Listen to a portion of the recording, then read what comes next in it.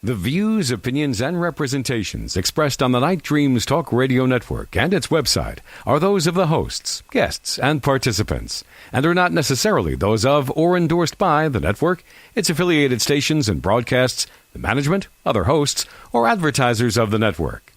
The shows found on the Night Dreams Talk Radio Network can, but do not necessarily, promote any particular lifestyle, belief, religion, political affiliation, or other personal practice. These shows are for entertainment purposes only, and are not intended to treat, diagnose, and or claim any cure of disease or condition, or give any medical or legal advice. You're listening to my friend Gary Anderson on Night Dreams Talk Radio, the best in paranormal radio. Well, good evening or morning, depending on your time zone. From the Pacific to the Atlantic to worldwide, this is Gary on Night Dreams Talk Radio After Dark. Tonight, you want to get yourself a nice cup of hot java, maybe some hot cocoa, find a nice easy chair next to a fire, because we're going to be talking about, near-death experiences. We're going to be talking about aliens and UFOs. Yes, we had a problem here tonight. I lost a server. I'm on my backup server. Hopefully that doesn't go down. This happens maybe once a year, and tonight it happened. Anyway, Russ, are you out there? Yes, I'm right here. Well, at least I got the backup server going, so we're actually transmitting out to the whole world. Great. I tell you. Hello, world. Yeah, well, that's what I just said. All of a sudden, my friend started texting me on the phone. I'm looking at my other computer. I started having radio stations saying, "Where's the feed? Where's the feed?" My console, I hate to say it, I'm getting old. I got a little bit of cataracts. And, in the small print, it said, a broadcast error 429, which means we weren't transmitting, and I didn't catch it. And, I really want to apologize to you, Russ. Well, that's okay. Well, Stuff happens. Well, you had a little practice. Why don't you tell the listeners, because I know they're there now, a little bit about yourself? Sure. Well, my name is Russell Scott Brenniger, and I'm 63 years old. And I was lucky enough to have a wonderful childhood in the sunshine of sunny Florida, down in Titusville, Florida. And in my teens, I was lucky enough to see all the Saturn V Apollo moon rockets go off. My grandparents would come in from Oklahoma. People would be selling hot dogs. There'd be about 1 million people down there by the Indian River watching this event. And when they first blasted off, you wouldn't even think they'd make it off the ground. And but I was very much entrenched into the Space Coast culture. I wanted to be an astronaut, and I did pass all the testing through the Air Force to become an astronaut. But they selected me as a alternate, and I wanted to get away from home. So I kind of went a different route and joined the 101st Airborne Infantry in Fort Campbell, Kentucky. I was in the Army for 2 years. And following that experience, I actually walked the earth for about 2 or 3 years with no money, and that was one of the best periods of time in my whole life. I met the Hare Krishna people and the Rainbow family and all the people that travel around in the United States. I got to step foot in about every state. But I thought at the time I was a young nomad, but it kind of worried me that you'd become an old bum, at some point. So I made my way back to Indiana, where my family had moved when I went into the Army, and I went into a career in sales, and I was pretty good at it, but I really wanted to find a way to connect with the human race in kind of a different fashion than just selling them things. So at the age of 37, I went to college for 4 years and got a bachelor's degree in occupational therapy, and that's what I've done ever since. I became a rehab manager at a long-term care facility here in Newcastle, Indiana, and I was sort of agnostic in my perspective as far as UFOs go. I was a big science fiction fan, but I didn't really think there was any reality to it. I had heard of alien abductions, but I thought they were probably fantasy-prone individuals, and just didn't pay much attention to it at all. I was a hard science guy. And then as a rehab manager in August the 18th of 2009, I went home to actually mow my grass and go back to work, and I had an encounter with the beyond. I experienced a severe heart attack and almost passed away from it, and had an encounter with several different beings that were there with me. And one of them was a transcended version of myself, which really shocked me. And there were etheric beings there that I could recognize. I recognize it now as a moment of clairsentience. But at the time, I didn't know what was going on. It was very baffling to me. But it was a very comforting feeling that there were people that I was familiar with that were there to welcome me to the other side. But sort of in a mental download, they gave me a choice. They said, "We're here for you. You're welcome to pass now if you want to. But are you sure you want to go right now? It might be kind of interesting. You know, life on Earth is sort of fragile." So I made up my mind that I wanted to live. And I went inside, got my keys, and drove myself to the hospital and kind of handed the keys to the guy and asked me if he'd park my car and come to wherever they took me. So they wound up taking me up to Ball Hospital in an ambulance because they weren't really set up in the small town to deal with heart attacks. And they gave me a choice between a quadruple bypass and or they said we could try a couple of stents. So I opted for the stents because that was a lot less invasive. And the strange thing was that one of the people that showed up in my yard when I was passing from a heart attack was a woman that I had been estranged from for about a year. We had both been married and divorced for twice, and she wanted to get married again, and I didn't, so we went our separate ways. And lo and behold, there she was in etheric form, and that really baffled me. So as I was rolled out of this medical procedure, there she was, hadn't seen her for a year, and she was crying because they wouldn't let her in to see me because she wasn't family. So I told myself, I'm going to fix this. So 2 months after that, we flew to Las Vegas and got married by Dracula. And we had a really good time with that. They had a webcam for anybody that wanted to watch it.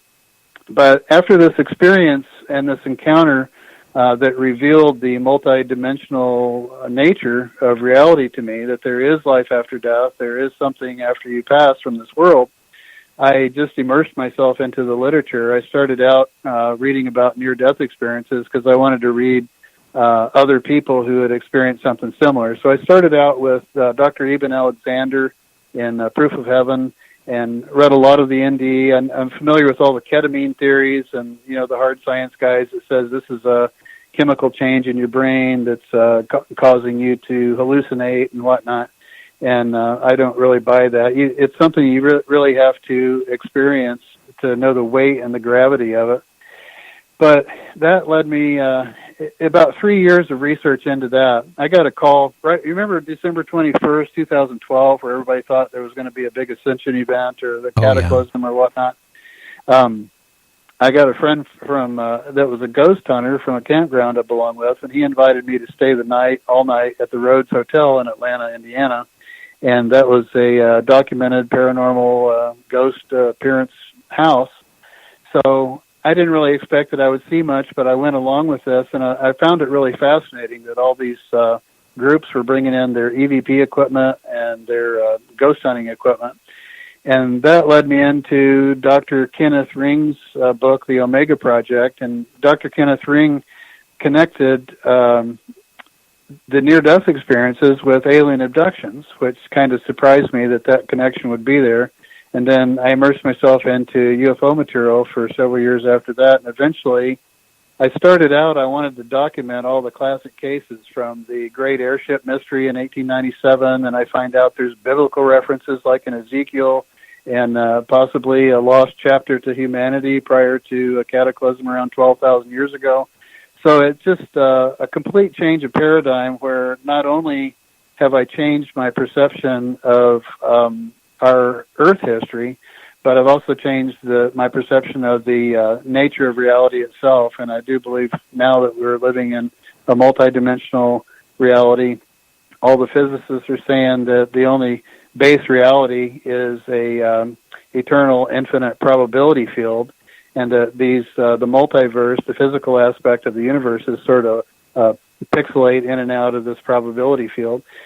So quantum mechanics came into place, but eventually I thought when I documented all this, it receded from me, and I realized I would never be able to encapsulate all of the documented UFO cases. So I thought it might make a good book. So in 2016, I published my book, Overlords of the Singularity, The Manipulation of Humankind by Hidden UFO Intelligences and the Quest for Transcendence. And just on a whim, I put a picture of the cover of it on Sergeant Clifford Stone's Facebook page and was contacted by Dr. Sasha Lesson and Janet Lesson in Hawaii in since that point, I've done a couple live presentations at expos, and I've got an invitation to speak at the Human Origins Conference in New Mexico next March in 2020.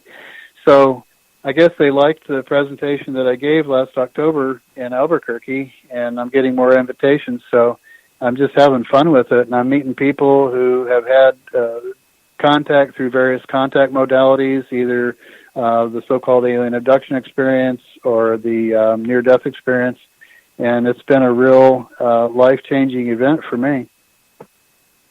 Well, it sounds like it, but when you had your near-death experience, can you explain exactly what it was like, what it felt like, and what happened to you? Well, I just went home to mow my grass on August 18th, 2009, about noon. It was a nice hot summer day here in Indiana, and just a normal work day. I'd seen a few patients, and I was just going to mow my grass and get back. And I went to the garage, opened the garage, got the lawnmower out, and pulled the cord. And I went about 15 feet, and I was overwhelmed with a sense of fatigue. That there wasn't really any pain. I just felt like I couldn't take another step. And the first thing I thought was that I was dehydrated. So I shut the lawnmower off, and I went back inside the house and got a drink of water for myself, and I flip-flopped around on my bed in the bedroom with the air conditioning on. I felt slightly nauseous, and I started feeling better. So like a dummy, I wanted to get the yard done and go back to work. So I went right back out to it and pulled the cord. Lawnmower started up. I went another 10 feet, and pow! This sense of fatigue came back, but it was about 10 times worse. And then it realized from my experience in the medical profession what was happening to me. Never occurred to me till that moment, but I realized that I was having a severe heart attack and that I was probably going to die.